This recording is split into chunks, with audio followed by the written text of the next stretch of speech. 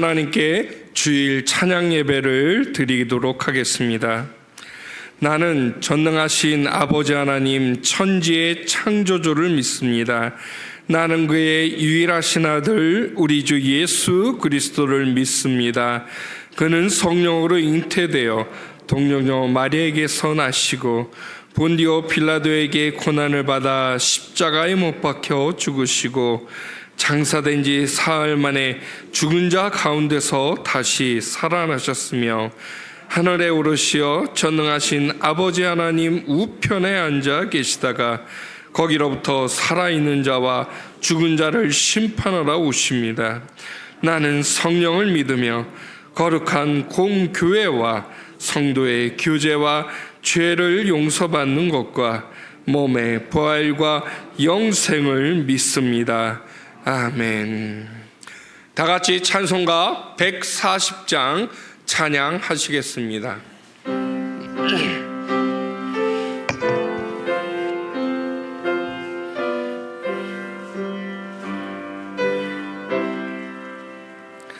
왕 대신 우리 주께 다 영광 돌리세. 그 옛날 많은 무리 호산나 불렀네. 다윗의 자손들로 세상에 오시어 왕 위에 오른 주께 다 영광 돌리세. 저 천군 천사들이 호산나 부르니 뒤따라가던 무리 다 화답하도다. 저 유대 백성과 같이 종려가지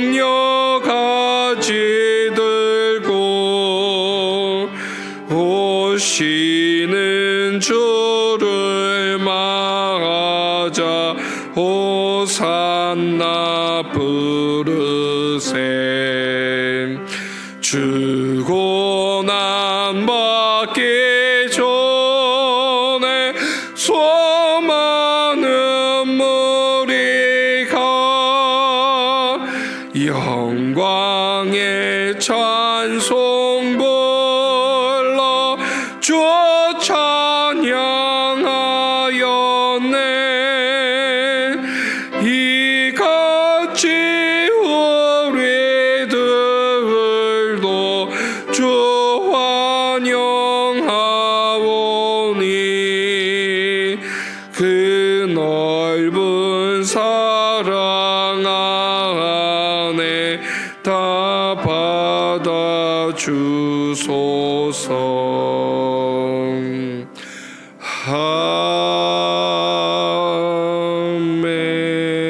아멘. 이 시간 기도하실 때 장운태 안수 집사님께서 기도 인도하시겠습니다.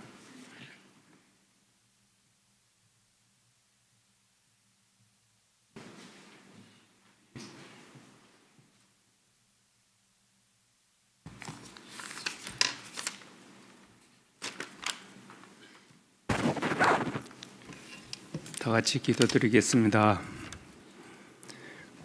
은혜로우신 아버지 하나님, 귀하고 복된 날 시간 찬양과 말씀으로 은혜 주심을 감사드립니다. 부족한 저희들을 올 한 해 많은 환난 중에서도 강건함으로 지켜주시옵고 주 안에서 기쁨과 물질의 축복으로 주님 전에 예배하게 하시니 더욱 감사를 드립니다. 주님, 날마다 주 안에서 믿음으로 살아간다고 약속하고 다짐은 하지만 교회 밖에 나가면 세상 물질과 사례 사욕에 빠져서 하나님을 멀리하고 주님을 잊어버리고 살아갈 때가 너무나 많이 있습니다. 우리의 연약한 믿음을 용서하여 주시옵고 성령이 함께 하셔서 강건한 믿음으로 우리의 믿음을 채워 주시옵소서. 23년도 올해를 보내면서 우리에게 맡겨주신 탤런트가 있는데 얼마나 우리가 주님 앞에 드렸는지, 남겨드렸는지 시간 돌아보게 하시고 충성도운 종아 많은 것을 탤런트를 받을 준비가 됐는지 반성하고 또 내년에는 우리 교회를 위해 하나님 나라를 위해 더 열심을 다하여 충성된 종아 내 주인의 잔치에 참여할지라 하신 말씀처럼 우리 모두가 되어지기를 소망합니다. 주님, 다음 주에는 아기 예수 탄생하신 성탄절이 있습니다. 온 인류를 구원하기 위하여 낮고 천한 곳으로 오셔서 소외된 자와 약한 자를 섬기고 구원하셨습니다. 하나님, 죄악으로 온 세상이 물들어가고 있습니다. 주님, 믿음이 적은 이 시대에 부족한 저희들을 불쌍히 여기셔 재림 예수에 소망하며 기다리는 주님 다시 오실 날을 소망합니다. 오늘 또 기도하며 묵상하며 말씀 준비하신 우리 담임 목사님, 성령이 함께 하셔서 하나님 귀한 말씀 증거하실 때에 하나님 사역하시는데 항상 주님 동행하셔서 강건함으로, 말씀 충만함으로, 은혜 충만함으로 주님 여정을 인도하여 주시옵소서.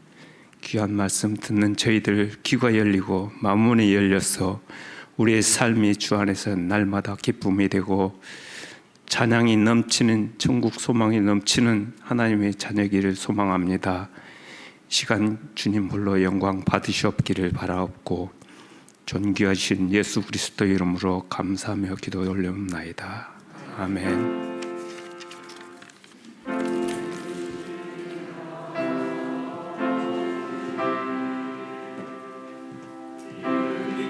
여김을 받으시오며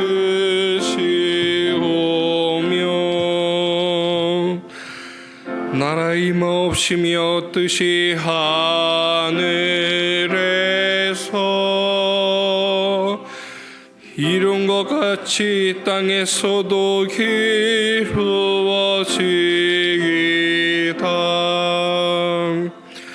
오늘날 우리에게 일용할 양식을 주옵시고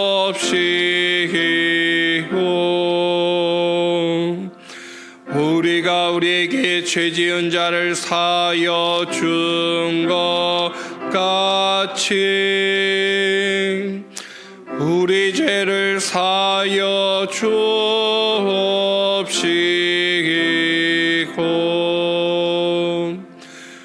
우리를 시험에 들게 하지 마옵시고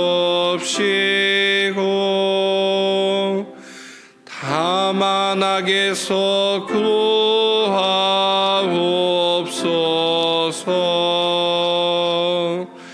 대개 나라와 권세와 영광이 아버지께 영원히 예사옵나이다.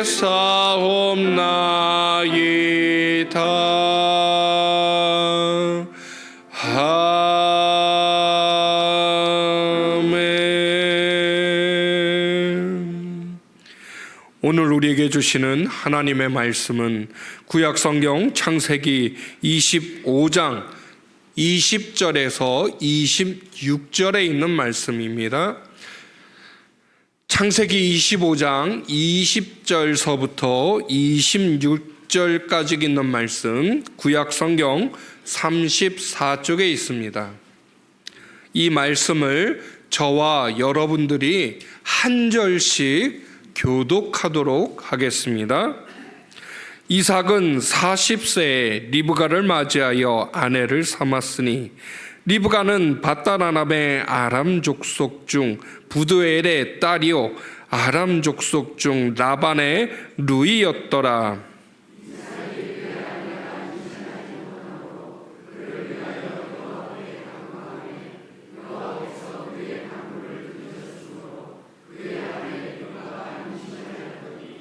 그 아들들이 그의 태 속에서 서로 싸우는지라. 그가 이르되 이럴 경우에는 내가 어찌할꼬 하고 가서 여호와께 묻자온대.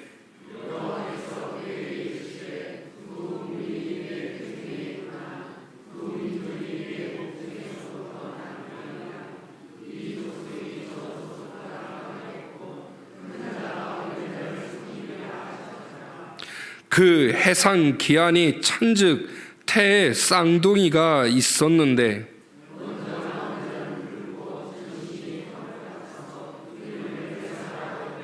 같이 읽겠습니다. 후에 나온 아우는 손에서 에서의 발꿈치를 잡았으므로 그 이름을 야곱이라 하였으며 리브가가 그들을 낳을 때에 이삭이 60세였더라. 아멘. 이 시간 담임 목사님 나오셔서 내 구주 예수를 더욱 사랑이라는 제목으로 하나님의 말씀 선포해 주시겠습니다.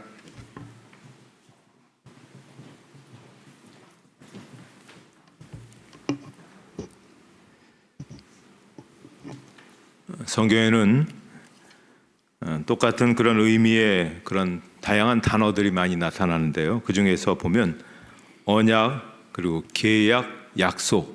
자, 언약이라는 말이 있고요. 그다음에 계약이라는 말이 있고 또 약속이라는 그런 말이 있습니다. 근데 이 말들은 사실은 같은 뜻입니다.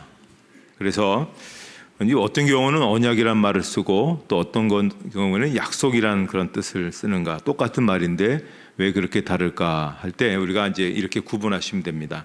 성경에 보면 사람과 사람 사이에 속한 관계에서 이루어지는 행위는 약속이라고 얘기합니다.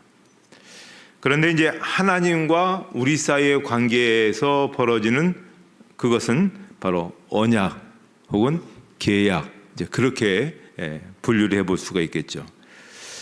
그래서 우리가 이제 성경을 구약이라고 얘기하고 또 신약이라고 그렇게 얘기하지 않습니까? 구약의 약이라고 하는 것은 우리가 흔히 어떤 부흥사들처럼 그것이 약이다, 일반적으로 우리를 치료한 약이다라고 하는데 그 약은 그런 말이 아니라 약속이라는 것이죠. 언약이라는 것입니다. 그러니까 구약이라는 것은 옛 언약, 신약이라는 것은 새 언약, 이런 의미로서 우리가 이제 생각해 볼 수 있습니다. 고대의 사회 속에서는 그 엄숙한 구속력을 가지는 그런 언약의 개념이 있었습니다.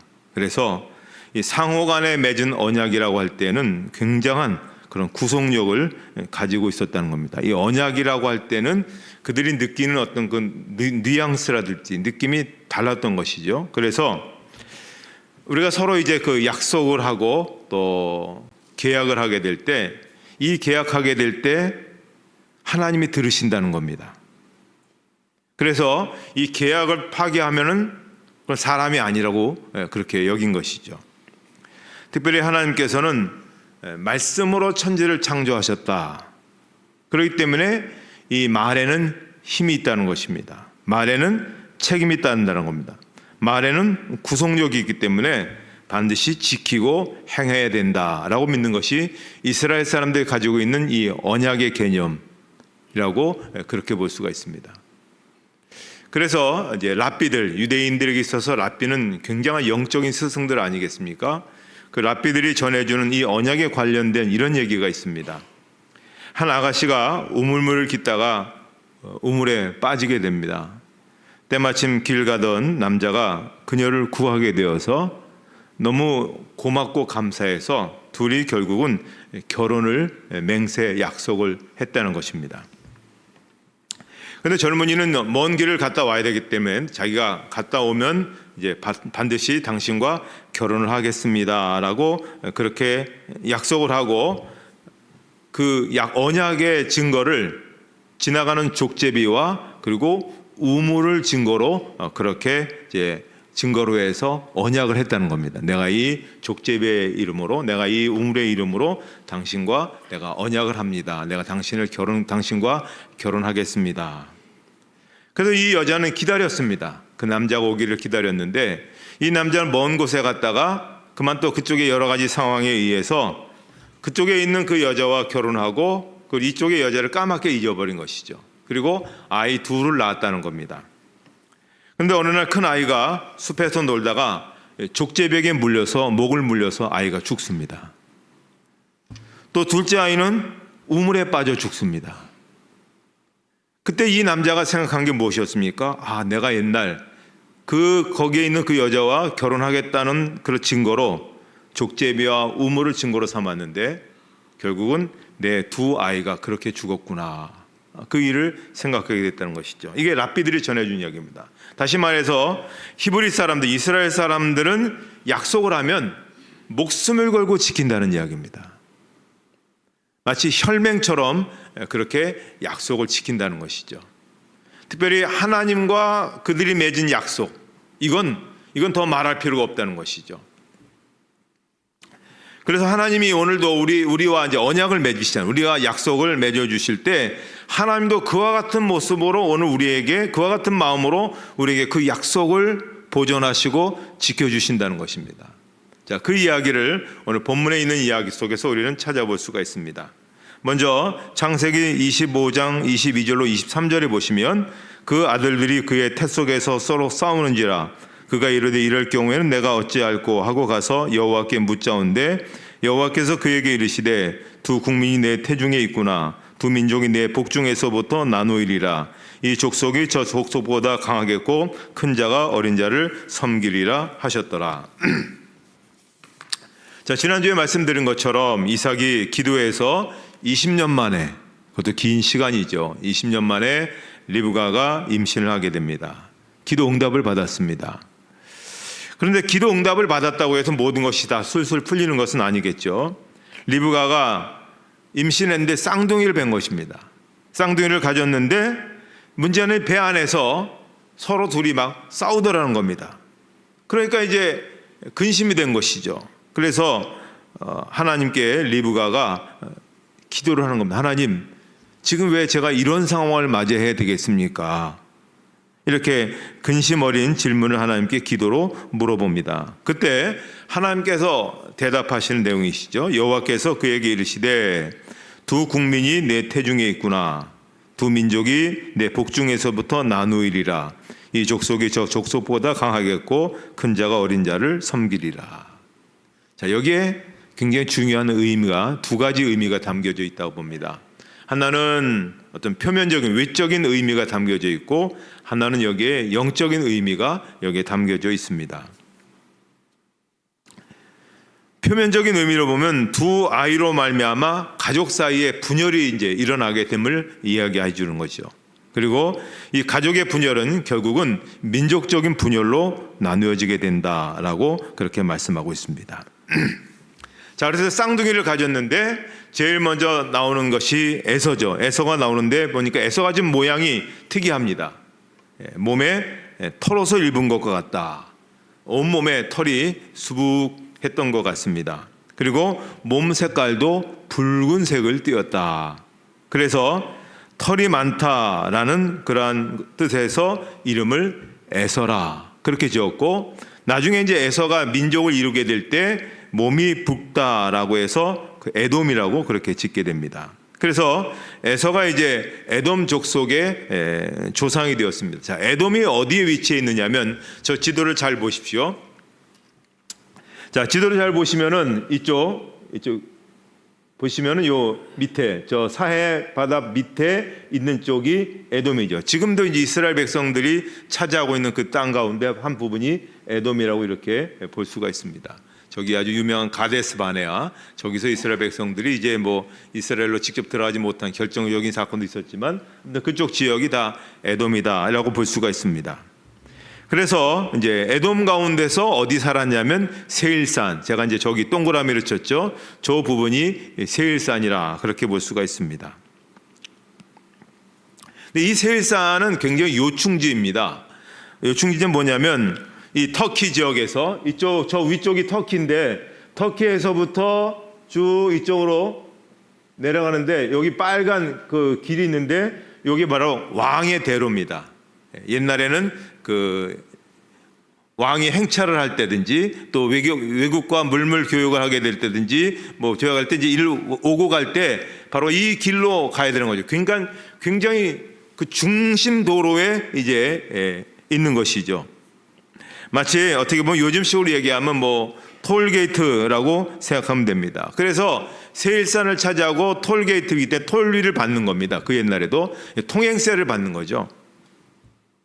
경제적으로 굉장히 부유할 수 있겠죠. 오고 가는 어떤 경제적인 이유로 왔다 갔다 하는 사람들, 또 정치적인 이유로 왔다 갔다 하는 사람들에게 다 통행료를 받은 것이고, 또 여기가 세일산이라고 해서 굉장히 이제 산들이 높습니다. 군사적인 이유로 다른 민족이 침략하기가 어렵습니다. 아주 견고한 그런 성을 쌓을 수가 있는 것이죠. 그래서 나중에 이제 이스라엘 백성들이 광야에서 나와 가나안 땅으로 가려고 할 때 이 가데스 바나에서 하나님께서 바로 못 올라가게 하셨잖아요. 왜냐하면 거기서 불신적인 그러한 행동을 했으니까, 못 가게 했으니까 하나님께서 옆으로 가라고 했는데 옆이 뭡니까? 바로 저 세일산 에돔이지 않습니까? 그러니까 에돔 족속의 땅을 통과를 못하게 만든 겁니다. 그러니까 다시 이 에돔을 피해서 밑으로 쭉 내려와서 옆으로 지금 현재 뭐 저 사우디아라비아 그쪽으로 갔다가 다시 요르단으로 올라갔다가 그렇게 빙빙빙 그것을 38년 동안 도는 것이죠. 믿음을 제대로 고백하지 못하니까 그렇게 된 것이죠. 어쨌든 에돔 족속은 여러 가지 지형적으로 굉장히 큰 자가 되었습니다. 그렇지만 하나님 뭐라 말씀하시냐면, 큰 자가 처음에는 강한 것 같지만 나중에 약한 자가 되고 어린 자를 섬기는 민족이 될 것이다. 그렇게 얘기했습니다. 자, 야곱은 뒤이어서 태어난 야곱은 에서의 동생이죠. 자, 근데 에서가 먼저 나가니까 복중에 있는 그 아이임에도 불구하고 좀 지지 않기 위해서 형의 발목을 잡습니다. 굉장히 태어날 때부터 아주 야심에 가득 찬 그런 사람이었던 것을 보게 됩니다. 남의 것을 빼앗으려고 하는 사람, 남의 것을 찬탈하려는 사람, 그런 의미를 갖고 있는 것으로서 야곱. 그러니까 태어날 때부터 이름 자체가 별로 은혜롭지 못한 것이죠. 남의 것을 어떻게든지 쟁취하려고 하는 그런 사람. 그렇지만 야곱은 어떻게 됐습니까? 야곱은 나중에 이스라엘 민족의 건국 조상이 됩니다. 이게 이제 중요한 것이죠. 자, 그래서 이제 표면적인 의미로 보면 에서에게서부터 에돔 족속이 나오게 되고 야곱으로부터 이스라엘 민족이 나온다. 이제 그러한 하나님께서 말씀을 해 주신 것입니다. 하지만 여기에는 사실은 영적인 의미를 우리가 살펴볼 필요가 있습니다. 자, 로마서 9장 10절에서도 13절 말씀을 한번 같이 읽도록 하겠습니다.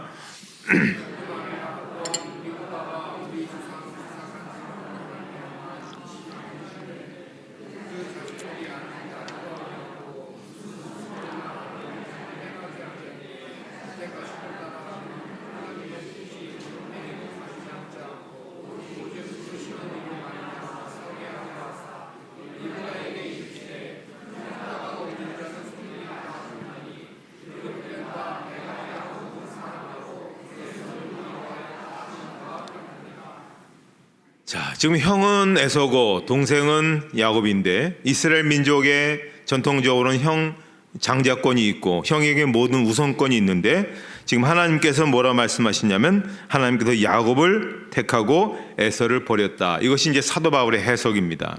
하나님이 동생인 야곱을 택하고 에서를 버렸다. 그리고 그러한 근거를 어디다 두냐면 말라기서 1장 2절 이하의 말씀에 이 근거를 삼습니다. 여호와께서 이르시되 내가 너희를 사랑하였노라 하나 너희는 이르기를 주께서 어떻게 우리를 사랑하셨나이까 하는도다. 나 여호와가 말하노라. 에서는 야곱의 형이 아니냐? 그러나 내가 야곱을 사랑하였고 에서는 미워하였으며 그의 산들을 황폐하게 하였고 그의 산업을 광야의 이리들에게 넘겼느니라. 자, 하나님께서 약속하시는 그런 축복의 대상자로 하나님이 야곱을 선택해 주셨다는 겁니다. 야곱과 계약을 맺으셨다는 겁니다. 자, 에서는 굉장히 성격도 활달하고 또 사냥도 잘하고 그래서 사람들에게 인기가 많았습니다. 특히 동네에 있는 여성들에게 또 굉장히 인기가 많았습니다. 아버지도 볼 때 아들 에서가 굉장히 상남자처럼 생겼거든요. 굉장히 씩씩하고 용감하고 뭔가 화통하고, 그래서 이 에서가 정말 하나님의 이 계약을 이루어갈 수 있는, 언약의 축복을 이루어갈 수 있는 그러한 적임자구나 생각해서 그에게 다 복을 다 이제 위임을 하려고 그렇게 작정을 했던 것입니다. 이삭이 그렇게 만만한 사람이 아니잖아요. 늘 기도하는 사람, 늘 고민하는 사람, 하나님 앞에 하나님 뜻을 추구하는 사람이었기 때문에 이런 이삭이 착각할 정도로 그렇게 에서가 대단했던 사람이었습니다.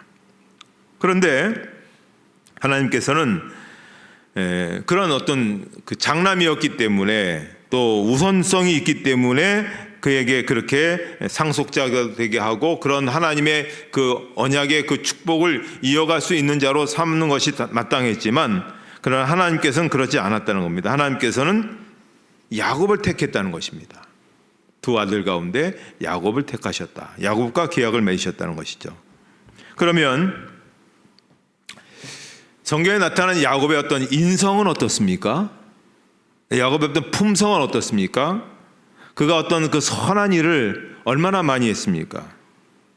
자, 야곱이 택함 받은 이유가 무엇일까요? 그것은 다른 이유가 없습니다. 그것은 하나님의 주권입니다. 하나님 마음이시죠. 하나님의 선택입니다. 자, 사람의 행위로 말미암지 않고 오직 부르시는 하나님의 주권으로 말미암아 야곱이 택하심을 받은 겁니다.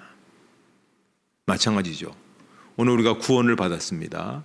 오늘 오전에 우리 선교사님이 구원받은 감격으로 그 좋은 조건들 다 버리고, 참 얼마나 심각한 지역입니까? 우리가 사실 그분이 편하게 얘기해서 그렇지 제가 그 영상으로 늘 보는 거 보면 얼마나 심각한지 모릅니다.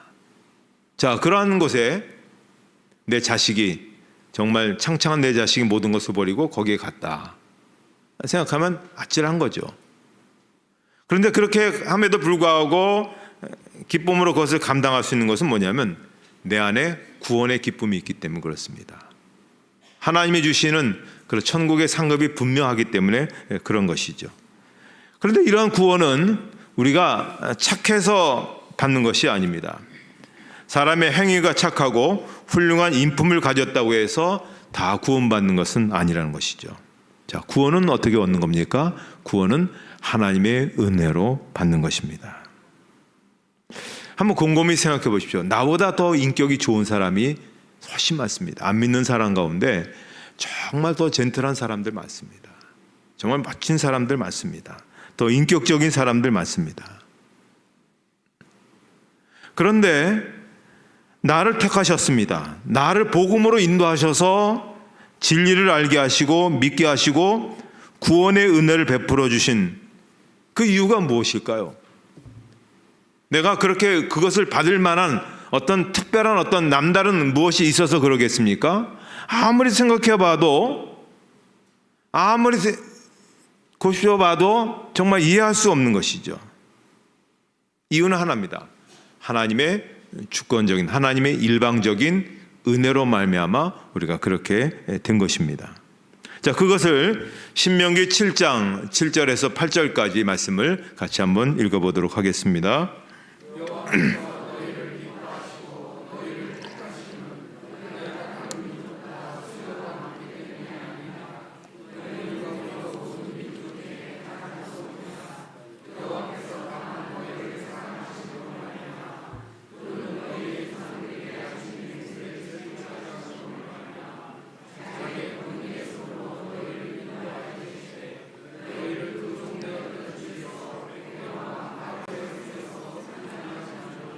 자, 이스라엘 민족이 선민이라고 얘기합니다. 선택된 백성들이 얘기하는데, 선택된 백성이 될 만한 이유가 무엇이겠습니까?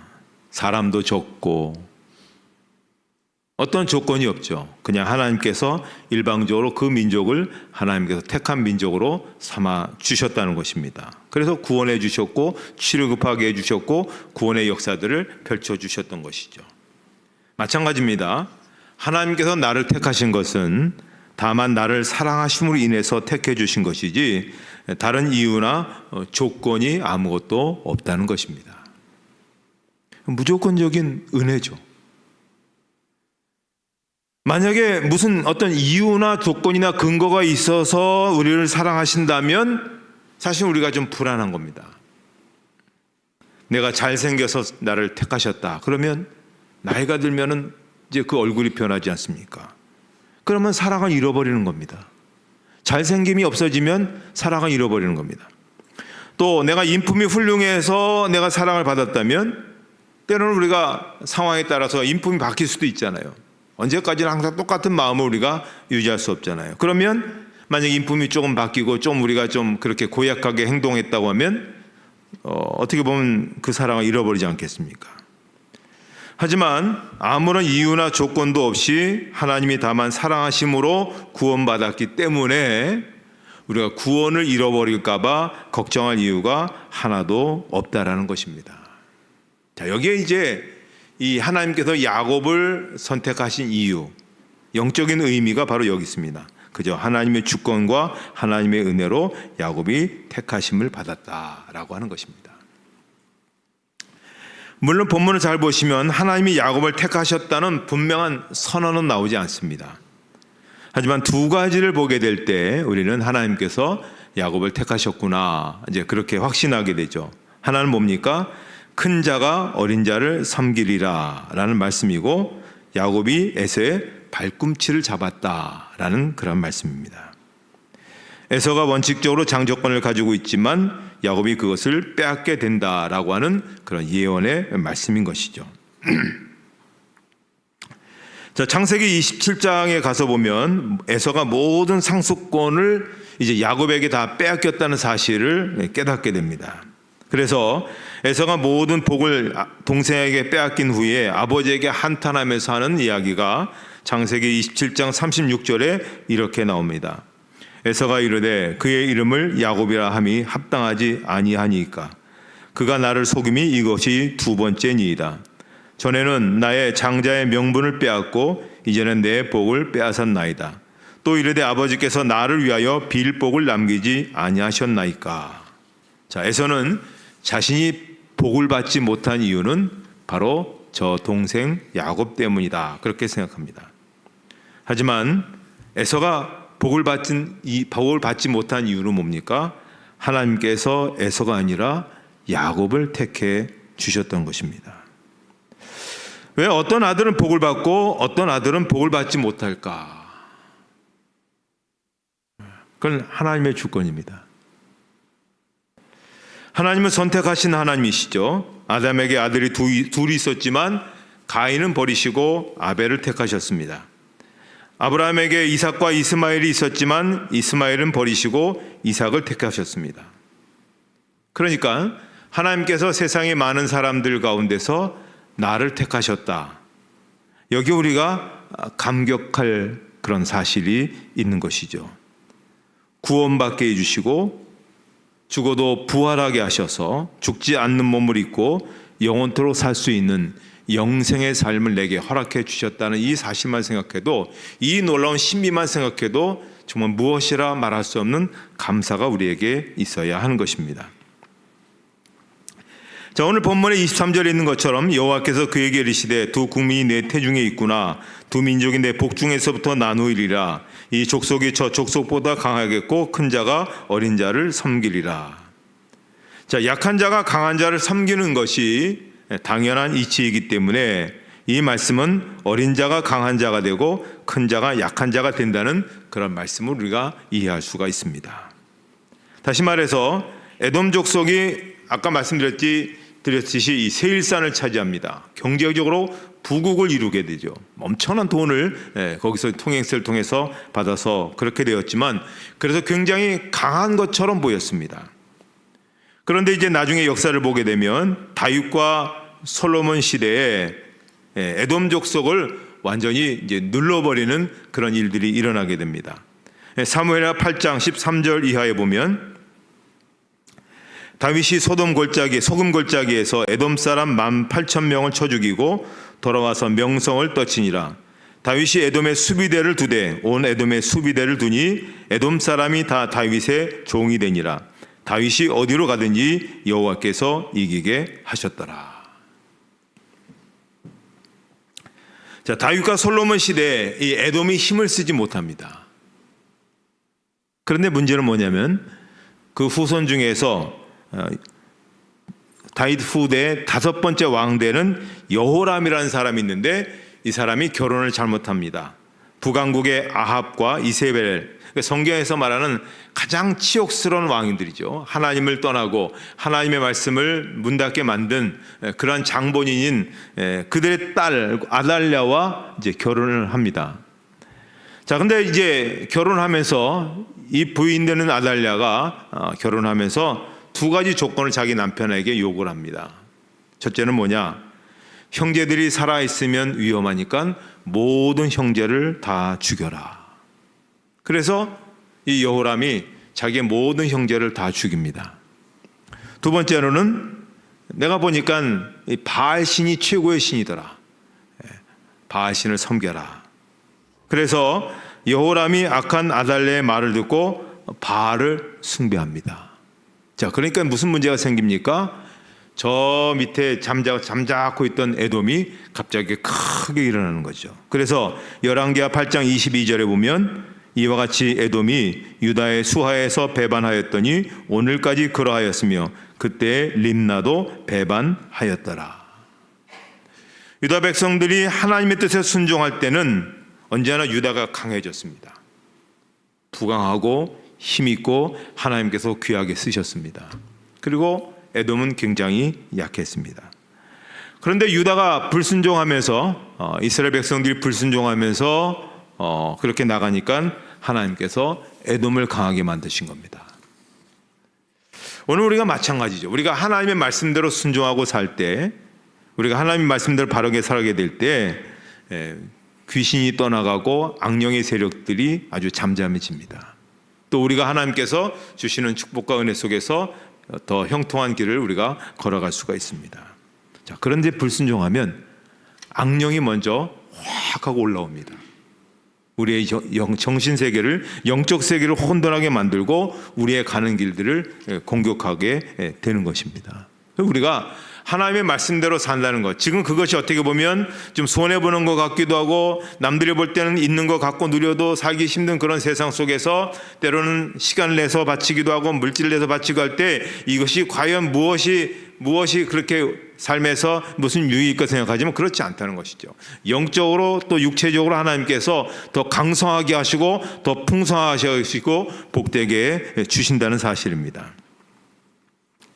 자, 나중에 이제 그 오바다서라는 그런 소예언서의 말씀에 보면 에돔이 이방 민족과 연합해 유다 백성을 괴롭힌 죄로 인해서 심판을 받게 된다는 것이 예언되어 있는 그 책이 바로 오바다서인데, 오바다서 1장 18절에 이제 하나님께서 말씀해 주시는 말씀을 한번 같이 읽도록 하겠습니다.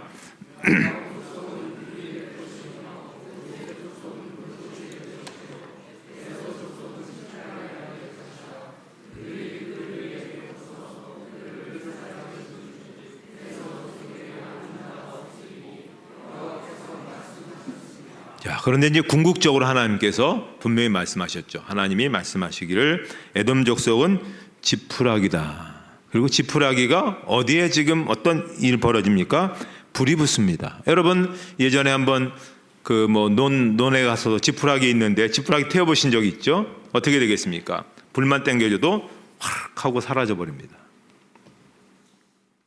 에돔은 지푸라기처럼 사라져서 지금 에돔이란 나라는 없습니다. 지금 아까 저 지도에서 보셨듯이 이스라엘 땅에서 완전히 사람 족속 자체가 다 사라지고 나라도 사라지게 된 것이죠. 하지만 야곱은 강하게 있었습니다. 야곱의 인성 별로 썩 좋지 않습니다. 성품 그렇게 뛰어나지 않습니다. 그저 자기 것만 챙기고, 그래서 때로는 남의 것을 좀 이렇게 막 하고, 때로는 그 대상자가 누구든 관계없이 그렇게 살았습니다. 그렇음에도 불구하고 하나님께서는 야곱을 택하시고 야곱의 아들들을 많이 주셔서 그들로 하여금 이스라엘의 지파가 되게 하시고, 야곱은 그로 인해서 이스라엘의 건국 조상이 되는 그러한 놀라운 일들이 일어나게 된 것입니다. 흔히 어떤 나라의 건국 조상이 되어질 때 그 사람의 어떤 탁월성과 우월성과 인품에 의해서 되어지는 어떤 역사물과 달리게 정말 이해할 수 없는 그런 일들이 이 이 구약 사건을 통해서 이루어지게 된 것이죠. 바로 여기에서 오늘 우리 자신을 다시 돌아봅니다. 저는 이 사실을 통해서 하나님께서 나를 구원해 주셨구나 하는 사실을 확신하게 됩니다. 하나님께서 에서를 버리신 것에 대해서 별로 놀랍지 않습니다. 자기의 죄성을 따라 죄를 짓고 살다가 그렇게 형벌을 받은 것이기 때문에 그럼 별로 그럴 수 있지. 세상 사람들이 죄를 짓고 그래서 지옥에 가고 그럼 그럴 수 있습니다. 제가 이 놀라운 것은 하나님께서 야곱과 같은 사람이라 할지라도 그렇게 뛰어나지도 않고 또 어떤 많은 이득을 펼쳐 보인 것도 같지도 않고 자기 이익만을 위해서 추구하며 살았던 사람 같은데 결국은 뭡니까? 하나님이 그를 붙드셔서 그를 택하셔서 그의 인격을 변화시켜 주시죠. 그리고 그에게 복을 주시죠. 그를 또 성결하게 해주시죠. 그를 강하게 하셔서 마침내 하나님의 쓰심에 합당한 그런 인물로 만들어 주시더라는 것입니다. 마찬가지입니다. 버림받아 마땅한 야곱을 택하셔서 놀라운 구원의 은혜를 베푸신 그 하나님의 손길은 오늘도 여러분과 저에게 그 손길을 미쳐 주신 것입니다. 가만히 생각해보면 우리도 죄가 많습니다. 우리도 부족합니다. 그런데도 불구하고 택하셔서 우리의 죄를 용서해 주시고 우리를 의롭다, 믿는 우리를 의롭다 하십니다. 그리고 점점 살아가면서 신앙생활을 꾸준히 이어가는 우리들에게 어느 날 우리로 하여금 거룩함에 이르는, 흔히 말하는 성화에 이르는 그런 자리에까지 우리에게 복을 주시는 그런 놀라운 일들이 일어나게 되는 겁니다. 하나님께서 우리를 언제부터 택하셨습니까? 성경에 보면 창세전부터 이미 우리를 택해 주셨다는 것입니다. 그리고 우리로 하여금 하나님의 정한 때에 이 땅에 보내주셔서 복음을 믿게 하시고 성령 오셔서 성령으로 변화시켜 주시고 예수 그리스도의 형상을 닮아가는 그런 존재로서 한 날 한 날 그렇게 살아가게 주시는 것입니다. 가만히 생각해 보면 이게 정말 하나님의 은혜인 겁니다. 오늘 잘 때도 그렇고 아침에도 일어나서 내가 구원받은 이것이 무엇일까? 하나님의 전적인 은혜로 나 같은 사람을 구원해 주셨다라고 생각하니까 가슴이 뭉클하게 되는 것이죠. 그래서 우리가 할 수 있는 것은 하나님을 섬기는 겁니다. 하나님을 섬기되 우리가 열심을 다해서 최선을 다해서 하나님을 섬기는 겁니다. 하나님께서 우리에게 주신 인생의 기회가 있지 않습니까? 2023년을 우리가 살았지만 2024년에 또 우리에게 인생에 또 살아갈 수 있는 기회를 주시면 우리가 하나님을 향해서 우리가 온 마음을 다해서 하나님께서 주신 그 사역과 하나님의 나라를 꿈꾸며 우리가 그렇게 살아가는 것이 하나님의 일방적인 은혜로 구원받은 사람들이 가야 되는 그런 복된 길이라고 볼 수가 있는 것입니다.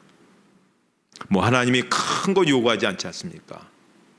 내가 적은 일에 충성하였음에. 그러면 이제 내가 감당할 수 있는 적은 일이 무엇인가를 생각하고 내 주신 어떤 그러한 환경 속에서, 내게 주신 육체적인 어떤 그런 환경 속에서, 내게 주신 어떤 그러한 이런 물질적인 환경 속에서, 내게 주신 이런 여러 가지 다양한 환경 속에서 내가 하나님을 어떻게 사랑하고 어떻게 섬기며 살 수 있는가? 그것이 구원받은 백성으로서 마땅한 도리의 그런 삶이라고 볼 수가 있는 것입니다. 그렇게 작은 부분이라 할지라도 기쁨으로 잘 섬겨서 여러분 주위에서부터 하나님의 나라를 이루고 하나님이 불러주신 그 소명의 삶을 온전히 세워갈 수 있기를 주님의 이름으로 축복합니다. 하나님 아버지, 놀라우신 하나님의 은혜로 말미암아 저희를 구원의 백성 삼아주시고 이렇게 오늘도 또 하나님을 향하여 예배와 경배를 드릴 수 있는 백성들 삼아주심을 감사합니다.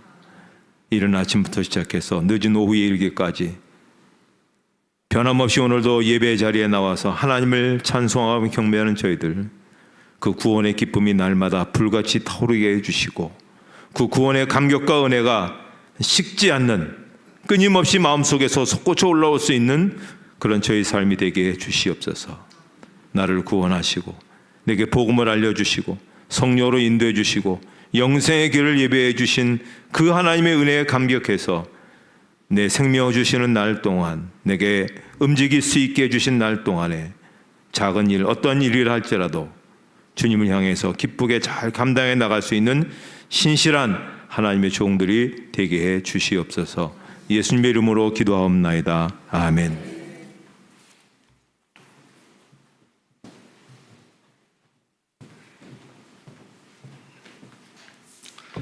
결단의 찬송, 찬송가 314장 찬양하시겠습니다.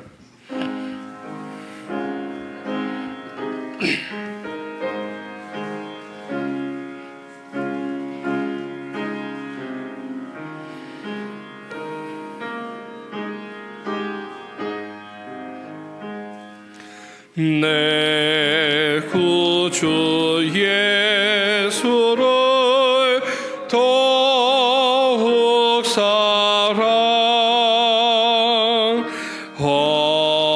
엎드려 비는 말 들으소서.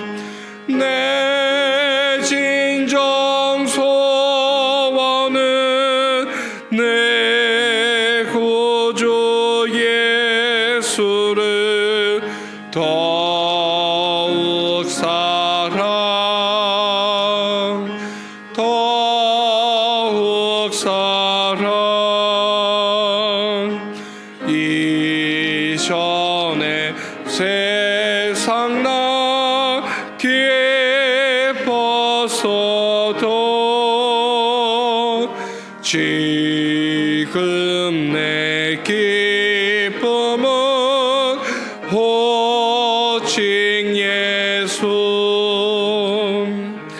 다만 내 비는 말 내 구주 예수를 더욱 사랑 더욱 사랑.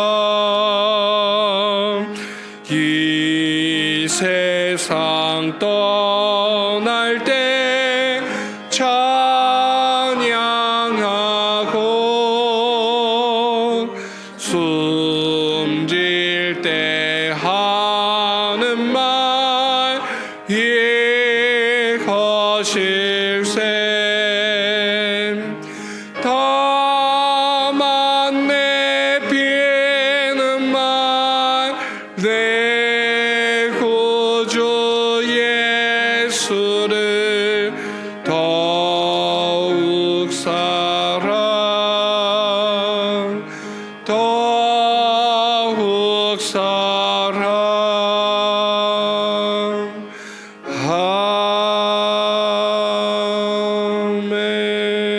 아멘. 이 시간 담임 목사님 나오셔서 축도하심으로 예배 마치도록 하겠습니다.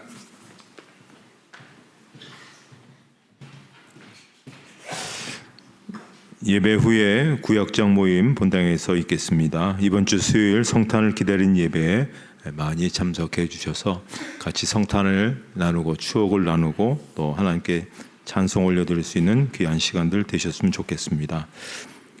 이제는 우리 주 예수 그리스도의 은혜와 하나님 아버지의 사랑하심과 성령의 인도하심과 교통하심이 은혜로 말미암아 오늘도 하나님 앞에서 감격하며 또 봉사하며 헌신하며 충성되게 살기를 원하는 모든 성도들 머리 위에 이제로부터 영원토록 함께 없으기를 축원하옵나이다. 아멘.